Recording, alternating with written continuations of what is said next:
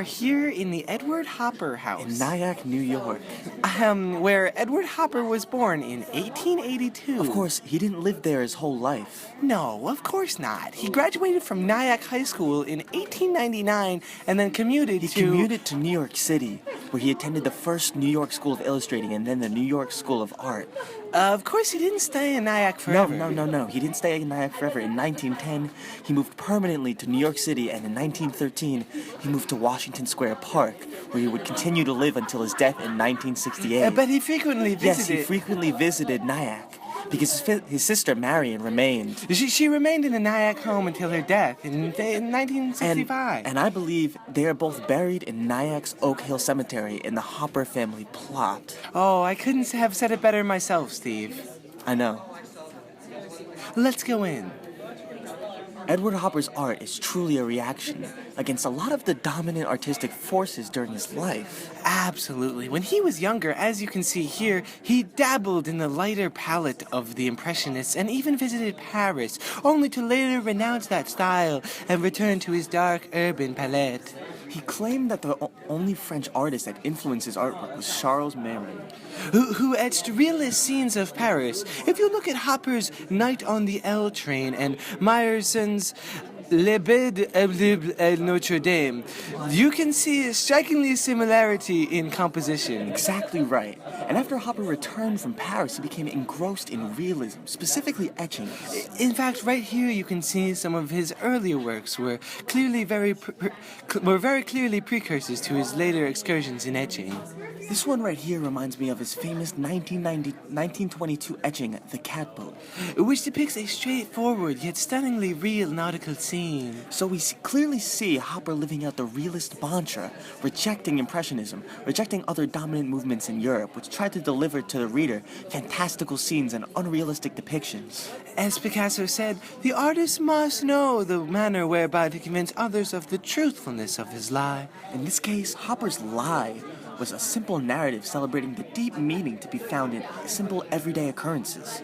His teacher, Robert Henry, said, "Forget about art and paint pictures of what interests you in life." And Hopper was engaged by simple, understated scenes which swell with melancholy, yet are characteristically ambiguous. Hence the subtle shades of beauty in his early images of Barn Attic, or in his later work, Housed by the Railroad, whose unpretentious dignity would be a form for the model of the Bates Motel in Alfred Hitchcock's Psycho. This attention to the quiet dignity of everyday American existence was a common theme in his artwork. Absolutely. Over here you can see some later oil paintings depicting a country house embanked by snow. The Stoicism reminds one of some earlier works by Pieter Bruegel the Elder, such as Hunters in the Snow. Not only the style, but also the manner of depiction. Hopper was stoic and a fatalistic man who once said that the whole answer is there on the canvas. This approach does not come without its parallels in contemporary American thought either. Edgar Lee Masters, Thornton Wilder, and other American realist poets realistically depicted all aspects of turn-of-the-century life without paying particular attention to the individual aspects. Neither celebrating nor admonishing. They really sought to hand people the truth and let them interpret it without injecting their own meaning. Perhaps that itself was their meaning. Ooh, definitely. You can see Hopper's affinity for truthfulness as an artistic statement throughout his work. There's nuance to this, however. The realist's greatest tool was emphasis, guiding the viewer's attention, but never forcing it. No artwork better emulates his desire to paint short, isolated moments. Oh, excuse me, I have flatulated. No artwork better emulates his desire to paint short, isolated moments of configuration saturated with suggestion than Automat. Completed in 1927, it was one of Hopper's first major successes since he transitioned to oil painting. What's powerful about this image is the melancholic ambiguity. As is common in Hopper's work, it's not clear why the subject is here. That's very rude of you to interrupt me like that, Steve. Steve, please shut up. Shut up, Steve. Please. Please stop. Please, this is ridiculous. This is ridiculous.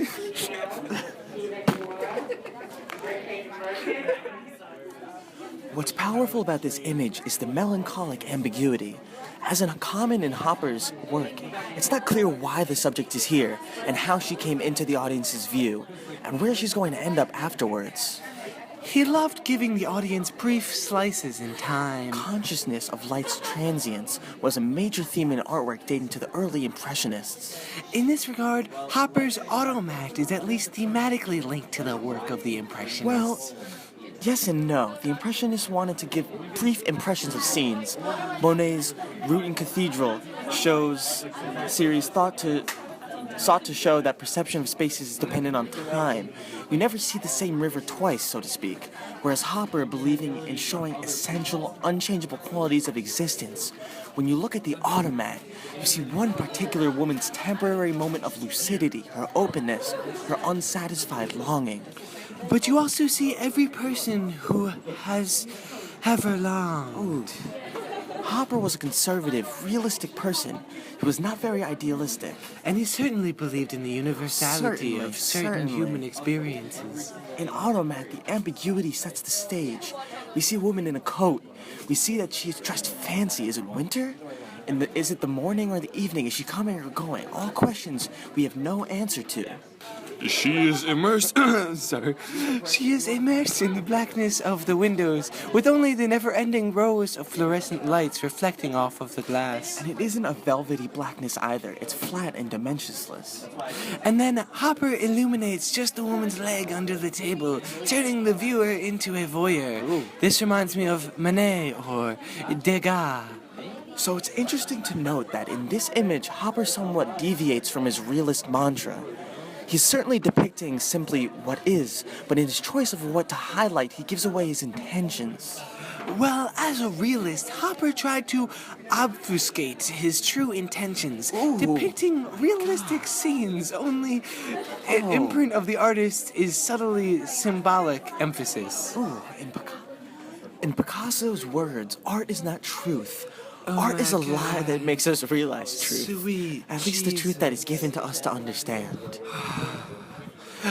When Hopper looks at a steamboat in a harbor, a barn house on the prairie, or some people assembled at a nighttime luncheonette, he sees a scene worth capturing, and he yes, he also does. sees some intense beauty coupled with Preach, profound melancholy.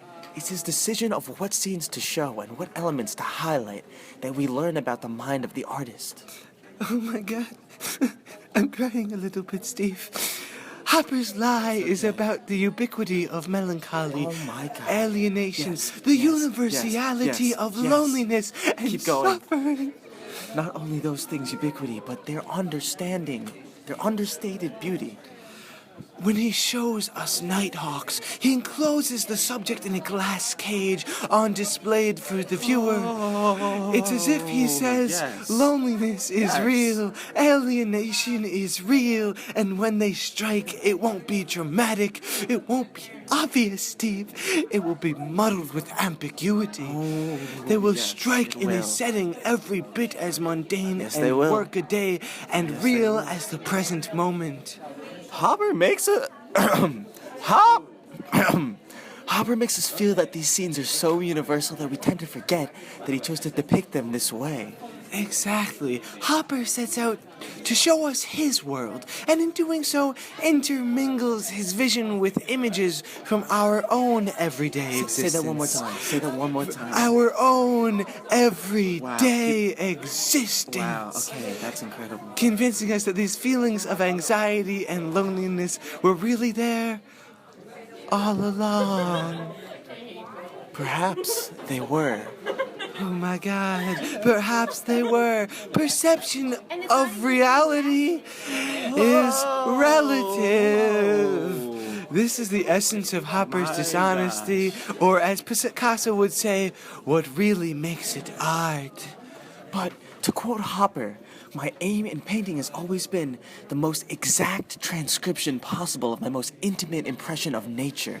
See, Hopper's art retains verisimilitude. Verisimilitude. Verisimilitude, and hence retains its He honesty. paints honestly, he depicts honestly, and only in his choice of what to depict does he reflect his own bias. He is doing as Robert Henry taught him. He paints what interests him. He tells his viewer to find in his scenes with which we are intimately familiar, as well traces his own feelings. There are other dominant themes in his work which bear mentioning. Absolutely. He loved to depict the intersection of strangers' lives. In his urban scenes, his subjects are often viewed by viewing others. And yet they don't really see one another. Ironically, the density of the urban setting promotes loneliness rather than Sweet deeper Jesus. Oh, my communication. God. Let's take Office at Night, for example. Oh yes, Office at Night.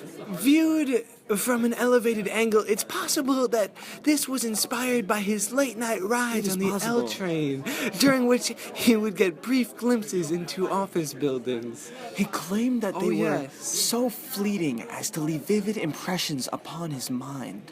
So here we get his consciousness of the facts of urban life. We are voyeurs into one another's lives. We briefly intersect, never to know one another again.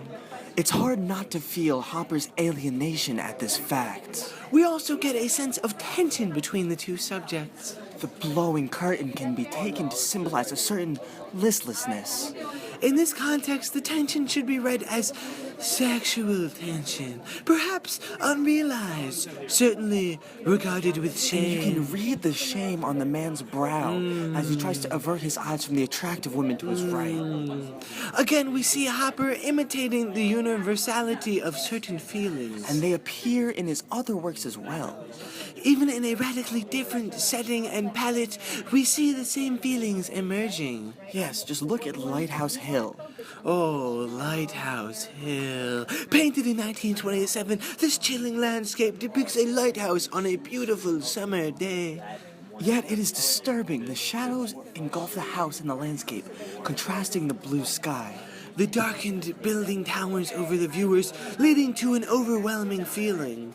Once again, Hopper communicates to us that there's profound symbolism tied in the Quodician occurrences.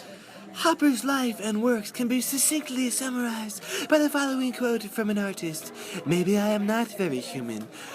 What I wanted to do was to paint sunlight on the side of a house. At a graveyard. Nope, that's not. Shut up, Steve. I'm gonna cut it there just so for editing purposes. We are here at Nyack's Oak Hill Cemetery at the Hopper family plot.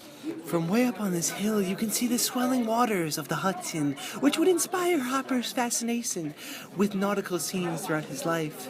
We can also see verdant rolling green, pockmarked by the reminders of life's vicissitudes. Vicissitude. You'd think you'd use a word that you know how to pronounce, idiot. You know what? It I is- got tongue-tied. Shut up.